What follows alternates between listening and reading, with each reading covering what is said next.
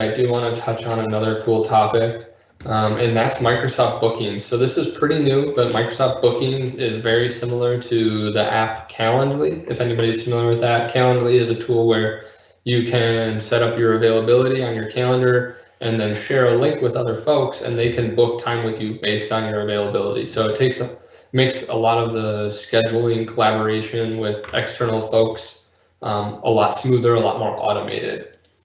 And so just to show you, since this is a little bit complicated to get started, I'm going to jump into the Bookings app here in the browser.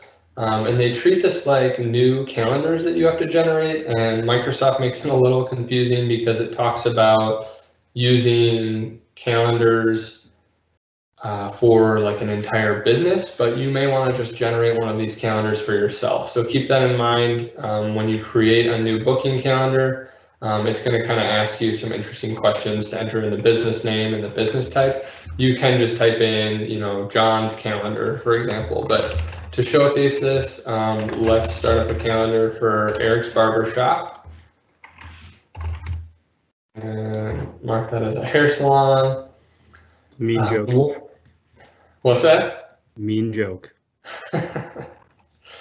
So once you've created what's called a bookings calendar, now you can generate the different calendars and booking pages and services inside of here. So your main bookings page is where you're going to go and you can generate all the details about your page, show your, you know, you can post your company icon or maybe the picture of yourself here. And then you can change all these settings for the duration of normal meetings in your bookings account. And then once you publish your bookings page, what you're going to want to alternatively do is also add services that will then add up on your bookings page.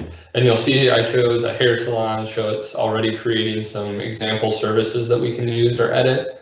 So that's really slick. And these would all show up on that bookings page. So maybe you want to have the ability for someone to book a 15-minute meeting with you, a 30-minute meeting, and a 60-minute meeting. So you could create those different services here. And then those would all be available on your booking page, which you then, once you publish this bookings page, you're going to share that link with others to book with you.